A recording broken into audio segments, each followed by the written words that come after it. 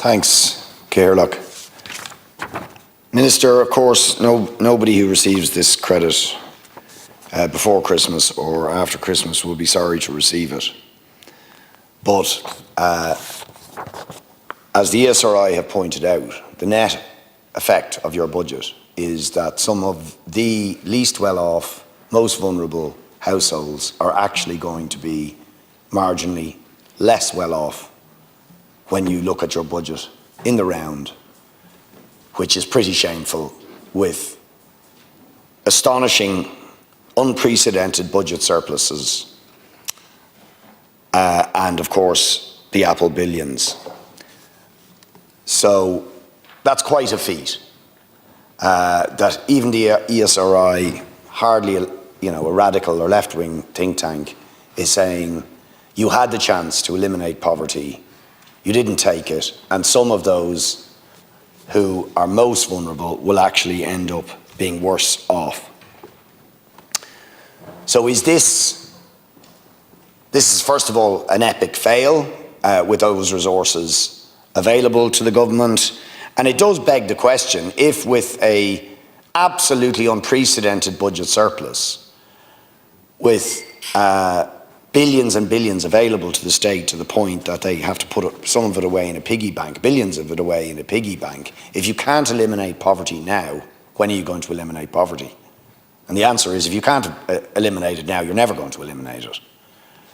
Because there will always be other excuses when times become more financially constrained or the economy hits bumps and so on. So it is, to my mind, shameful that the government is, instead of eliminating poverty and setting out as an objective, with all those resources available to you, the objective of eliminating poverty, including energy poverty, completely in this budget, that we get a couple of once-off payments that act as sticking plasters on a situation where 1/3 of the people in this country, 1/3 of households in this country, are at risk of energy poverty or actually suffering from energy poverty. And of course, the big problem is the fact that in this country, because of the profiteering of energy companies, we are paying twice the price of electricity across the rest of Europe on average, and we are paying 50% more for gas. So it's profiteering is the problem. And most of the money, as welcome as it will be for those who receive it, who are struggling to pay their bills, that money is then just going to go into the pockets of profiteering energy companies, instead of addressing the root problem, which is the profiteering in the first place. And that's what we believe you should do. Whatever about, and there are other measures necessary in order to eliminate poverty and raise people out of poverty. So, for example, in our alternative budget, we said that the fuel allowance should be increased by 20%, that many of those who are dependent on social welfare payments now at the moment who don't get the fuel allowance, because you have to be on it a certain amount of time. If you're on a benefit payment, for example, you don't get it at all. That's wrong, and people should get that fuel allowance. They should get an increased fuel allowance, and more generally, social welfare and pension rates should be raised to the level that it takes everybody out of the poverty trap. That's what we proposed in our budget. But on the specific area of energy, as you know, we believe we should control the price of energy to prevent profiteering. And we brought a bill forward in 2024 precisely to that end, which, needless to say, your government doesn't support.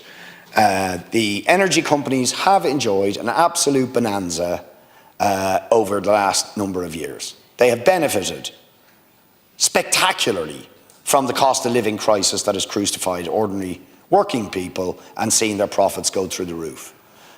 It's true, ESB profits slightly down on the astronomical levels that they were enjoying in the previous years, but they're still astronomical profits. Last year, €446 million in profits, and similar increases for all the energy providers over recent years. So the companies doing well out of a cost of living crisis that is driving about 1/3 of our population into energy poverty. And you refuse to do anything about it. In fact, what you do is provide a subsidy for them via the pockets of those affected by energy poverty, rather than address the profiteering itself. So that, in a word, is what we think.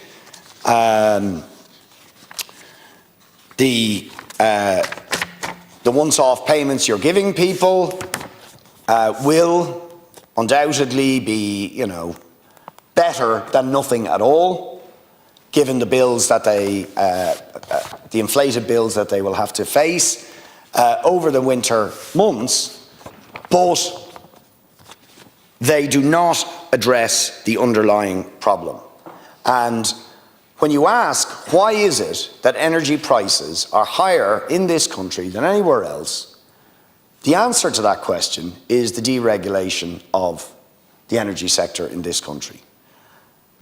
As I mentioned, we are now paying twice as much for electricity as the EU average, 50% more on gas, but before we removed the not-for-profit mandate of the ESB and deregulated the sector, we had the lowest, or among the lowest, I think the actual lowest, electricity and energy costs in the rest of Europe.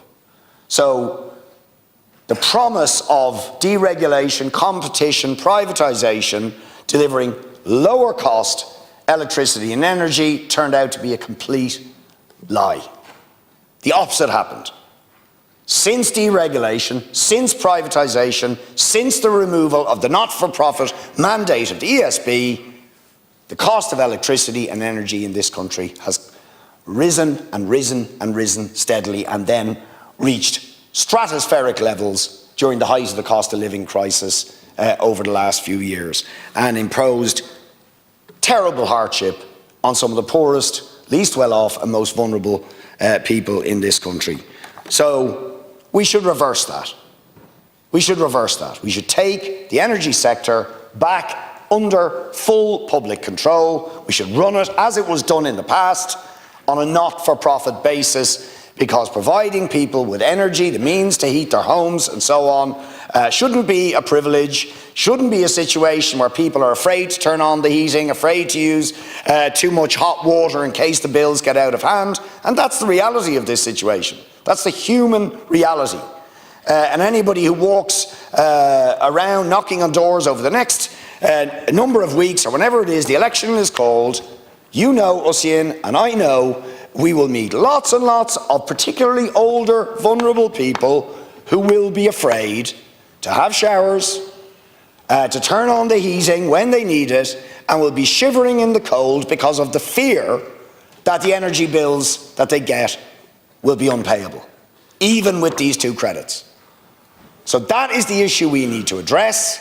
We shouldn't have vulnerable and older people living in fear of just keeping their houses warm or having hot water, and we could do that if we use the money and resources available for us to take the energy sector back fully under public ownership and run it for a not-for-profit basis. And my God, more than ever, we have the resources that would allow us to do that.